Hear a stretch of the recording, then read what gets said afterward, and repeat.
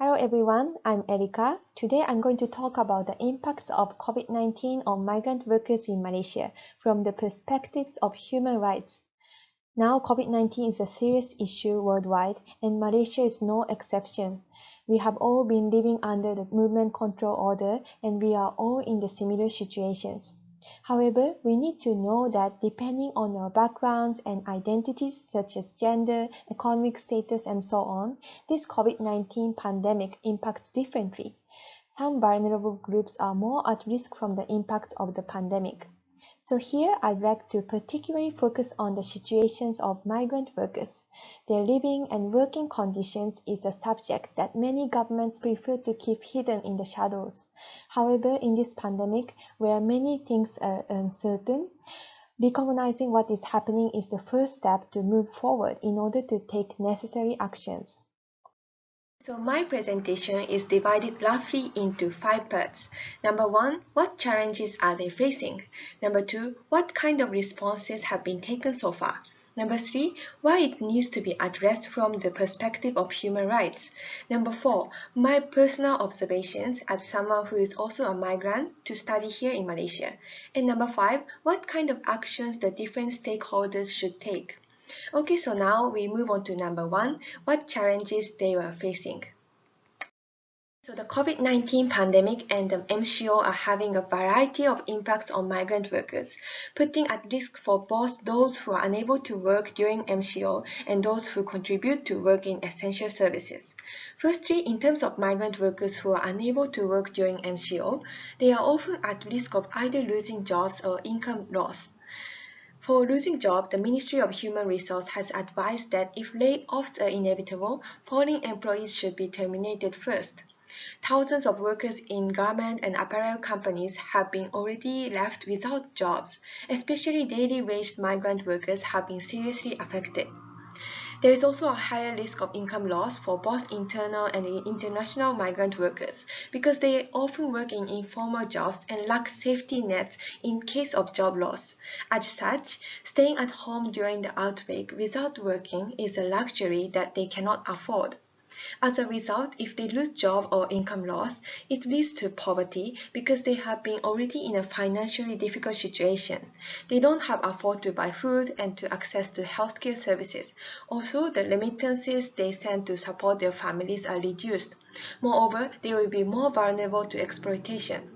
And in terms of migrant workers who contribute to work in essential services, migrant workers are utilized by rubber glove manufacturers, which makes nearly 2 in every 3 gloves in the world, including those protecting frontline healthcare workers.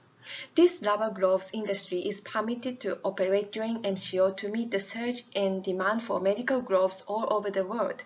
Migrant workers continue to work diligently for those companies that already have a history of mistreating them. So the top glove worker from Nepal told the media, "We feel afraid because we live and work in crowded conditions that do not permit social distancing, putting them at increased risk of contracting the disease. I'm scared of getting COVID-19. I don't feel protected."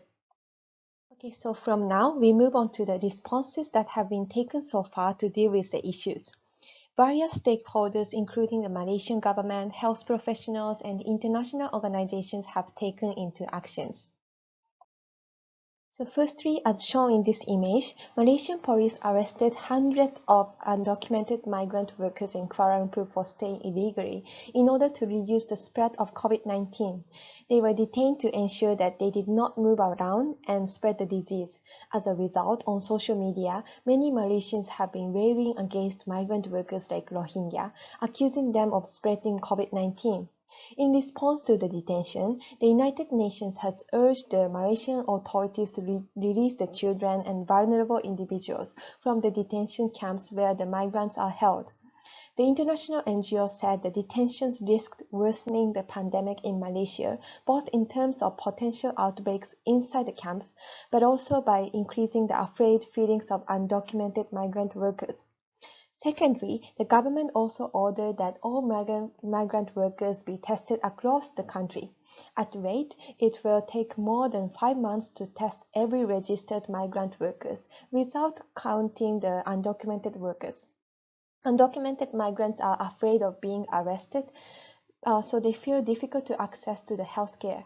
So we can see that these responses rather create a culture of fear for migrant workers, which does not lead to solutions. Okay, so from now we move on to why it needs to be addressed from the human rights perspectives. Okay, but before we talk about it, what is human rights? The basic principle is that human rights are inherent to all human beings regardless of race, sex, nationality, ethnicity, language, religion, or any other status. Let's look at Universal Declaration of Human Rights, UDHR, which was declared by the United Nations in 1948. It is a common standard of achievements for all peoples and nations. So in Article 1, it is written that all human beings are born free and equal in dignity and rights. They are endowed with reason and conscience and should act towards one another in the spirit of brotherhood. Moreover, the International Covenant on Economic, Social and Cultural Rights entered into force in 1976. It includes the right to work in just and favorable conditions, the right to social protection for the adequate standard of living, including the right to be free from hunger, adequate housing, and also the highest attainable standards of physical and mental well-being. If their economic, social, and cultural rights are violated, what will happen? Forced displacement, homelessness, the loss of livelihood and the destruction of social networks have devastating psychological effects, and so on. So why human rights perspectives are needed for this issue? It is simple. Because migrant workers are human, we are all human. It should not be justified to treat and consider migrants as disposable workers. According to ILO, International Labour Organization, migrants make up around 30% of the Malaysian workforce. As such, the migrant workers have been seen as critical but often neglected section of society as if they do not exist as a human. The human rights advocacy groups say that the pandemic can only be controlled with an inclusive approach that protects every individual's rights to life and health. Why? This is because protecting individuals means protecting the entire country. Looking from the human rights perspectives, it is clear that it is not about their issue. It is our issue. Protecting the migrants means reducing the risk of transmission for the entire population while helping sustain a labor that is critical to recovery from the economic effects of COVID-19. In fact, as you can see, a total of 3.43 million foreign workers in Malaysia have been registered as of 2019, and they have been contributing to the Malaysian economy. Human rights should be made for all, leaving no one behind, including migrant workers.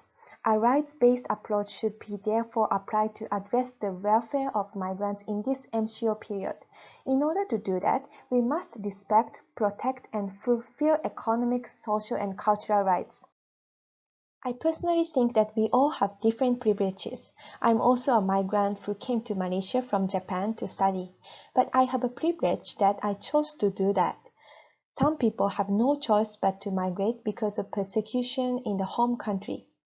In this power-structured society, those who have power become more powerful and those who are vulnerable become more vulnerable. This COVID-19 pandemic really shows that. Okay, so from now, let's think about what kind of action should be taken. There should be migration-sensitive policies without discrimination against both the documented and undocumented. The government should mainstream migrants into existing programs to ensure that all groups are protected against the health and economic impacts of COVID-19. In order to do that, firstly, the government should temporarily give citizenship rights to all migrants and asylum seekers, that is granting them full access to its healthcare during this outbreak. Also, make general practitioners in the private clinics available to provide the screening so that the screening can be done in a systematic and safer way without making a long queue.